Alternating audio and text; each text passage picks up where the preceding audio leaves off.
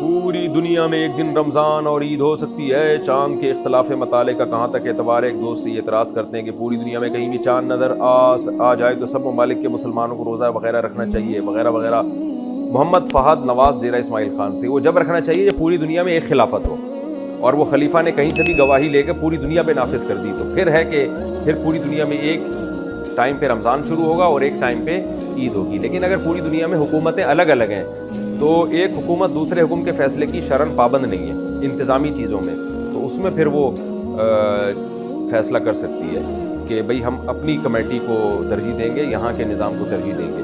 لیکن اگر گورنمنٹ فیصلہ کر لیتی ہے کہ ہم نے, یا سارے اسلامی ملک مل کے فیصلہ کر لیتے ہیں کہ ہم نے اس معاملے میں ایک کنٹری کو اتھارٹی دے دی ہے, وہ جب فیصلہ کرے گا تو ہم سب پہ نافذ ہوگا, تو پھر سب پہ نافذ ہو جائے گا. جیسے آج اگر ساری دنیا کے اسلامی ممالک مل جائیں اور وہ فیصلہ کریں تمام ملکوں کے سربراہ کہ بھئی سعودی حکومت جس دن روزے کا اعلان کرے گی تو وہ اعلان ہمارے لیے بھی ہوگا اور ہم اس کو نافذ العمل سمجھیں گے, اور سعودی حکومت جس دن عید کا اعلان کرے گی تو ہم شرعاً ہم پر بھی حجت ہوگا. تو اگر سارے ملکوں کے کنٹریز یہ فیصلہ کر لیں تو پھر پوری دنیا میں ایک عید ہو جائے گی اور ایک رمضان ہو جائے گا اور بہت اچھا ہو جائے گا. لیکن جب تک گورنمنٹ یہ فیصلہ نہیں کرتی تو اپنے طور پر کسی کے لیے یہ شرعاً جائز نہیں ہے کہ وہ اپنے کنٹری میں 1.5 عید کی الگ مسجد بنائے اور وہ کہے کہ نہیں جی میں کسی اور کنٹری کے حساب سے چلوں گا یا کسی اور ملک کی گواہی کے حساب سے چلوں گا. یہ شرعاً جائز نہیں ہے.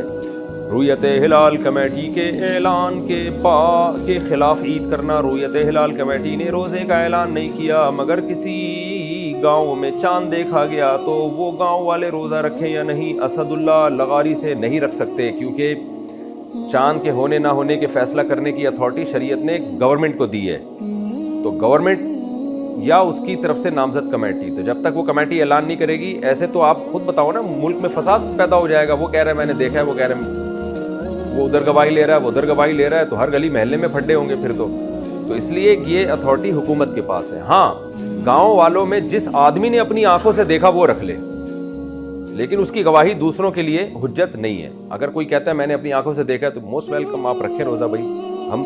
ہم جب تک اپنی آنکھوں سے نہیں دیکھیں گے یا حکومت کا اعلان نہیں سنیں گے تو اس وقت تک ہم روزہ نہیں رکھیں گے. تو گواہی دینا, گواہی کو لینا, گواہی کو سن کے اس پہ فیصلہ کرنا, یہ ہر آدمی کو اس کا حق نہیں ہے بلکہ یہ حکومت کو اس کا حق حاصل ہے. ویسے بھی آپ دیکھ لیں نا, کوئی قتل کے کیسز ہوتے ہیں, چوری کے کیسز ہوتے ہیں, ہر آدمی تھوڑی ٹھیے لگا کے بیٹھتا ہے. اس کو کہا جاتا ہے بھائی تھانے میں جاؤ یا عدالت میں جاؤ یا کوئی حکومت کی طرف سے کوئی نامزد کمیٹی ہو اس کے پاس جاؤ.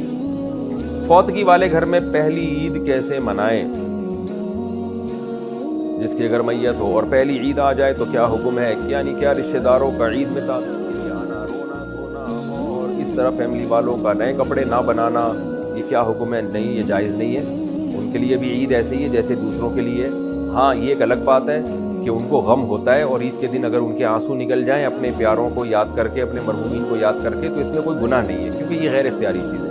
لیکن عید والے دن باقاعدہ غم منانا اور یہ کہنا کہ یہ نئے کپڑے نہیں سلوائیں گے اور سب رونے دھونے کی نیت سے ان کے گھر جمع ہو جائیں گے, یہ ٹھیک نہیں ہے. ویسے جمع ہو جائے کہ ان بیچاروں کو غم پہنچا تھا تو آج ہم ان کی عید کی خوشیوں میں شریک ہو کے تھوڑا غم ہلکا کر دیں, اس میں کوئی حرج نہیں ہے. غم منانے کے لیے جانا جائز نہیں ہے, غم ہلکا کرنے کے لیے جانا ان کے گھر میں جائز ہے. عیدی دینے کی شرعی حیثیت. عید کے دن بچوں کو جو پیسے دیتے ہیں اس عیدی کے نام پہ, اس کی کیا شرعی حیثیت ہے؟ صدام حسین کشمیر سے. بھائی بچوں کو اگر عیدی نہیں دیں گے تو بچوں کی عید کہاں سے ہوگی؟ تھوڑا بہت تو اتنا بھی آپ مشکل نہ بنائیں میرے بھائی دین کو. تو بچوں کو تو خوشی ہی عید میں اسی کی ہوتی ہے.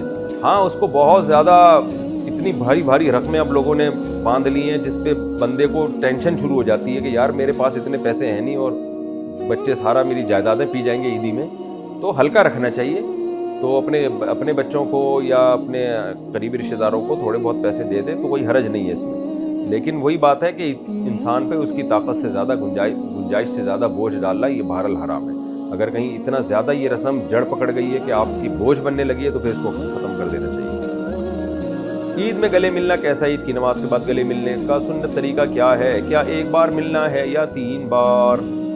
افضل راجہ. عید کے دن گلے ملنا سنت سے ثابت نہیں ہے, اس رسم کو ترک کر دینا چاہیے. اس کی وجہ سے بہت ٹینشن ہونے لگی ہے, عید منانا مشکل ہو جاتا ہے. بندہ نکلا اور ہزاروں کا مجمع آگے کھڑا ہوا ہے, امام صاحب سے عید ملیں گے, تو امام صاحب دنیا میں کسی سے ملنے کے لائق نہیں رہتے. تو اس لیے جو چیز شریعت میں نہیں ہے اس کا اضافہ نہیں کرنا چاہیے. بس مصافحہ کر لیں, عید مبارک کہہ دیں, دعائیں دے دیں اور پتلی گلی سے نکل لیں. میں نے تو دیکھا ہے لوگ راستے بدل رہے ہوتے ہیں اور بعض لوگ تو 3 دفعہ گلے مل رہے ہوتے ہیں, وہ تو بہت ہی ٹینشن میں ہوتے ہیں.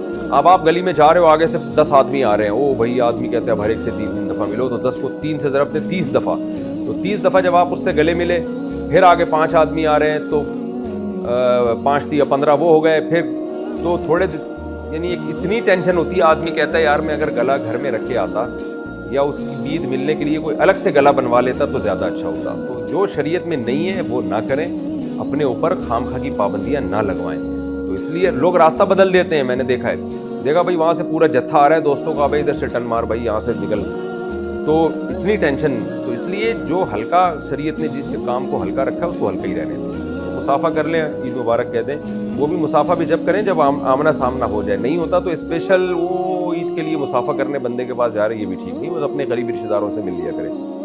اچھا بھائی, عورت گھر پر عید کی نماز کیا پڑھ سکتی ہے؟ کیا عورت گھر پر عید کی نماز پڑھنی چاہیے؟ اگر ہاں تو اس کا کیا طریقہ ہے؟ تہذیب انور اتر پردیش. نہیں جی, عورت عید کی نماز گھر پہ نہیں پڑھ سکتی. عید کی نماز اگر پڑھنی ہو تو عیدگاہ میں جہاں بھی جماعت ہو رہی ہے وہاں شرکت کرنا ضروری ہے. عید کی مبارکباد دینا کیسے؟ عید کی مبارکباد دینا کیسے وسیم احمد؟ اچھی بات ہے, دعا ہے مبارکباد. مبارک کا مطلب اللہ اس دن کو آپ کے لیے برکت والا کرے, تو یہ ٹھیک ہے, کوئی حرج نہیں ہے اس میں. عید سے پہلے نوافل پڑھنا, عید کے دن فجر کی نماز کے بعد عید کی نماز تک نفل پڑھنا کیسا ہے؟ نبیل اعوان, مکروہ ناپسندیدہ عمل ہے. فجر پڑھ کے گھر جائیں اور عید کی تیاری کرنا شروع کر دیں. عیدگاہ میں آ کے نوافل پڑھنا صحیح عمل نہیں ہے, جائز عمل نہیں ہے. عید الفطر کتنے دن کی ہے؟ عید الفطر اور عید الاضحیٰ ایک دن کی ہوتی ہے یا 3 دن کی؟ زوجہ منصور کڑک سے.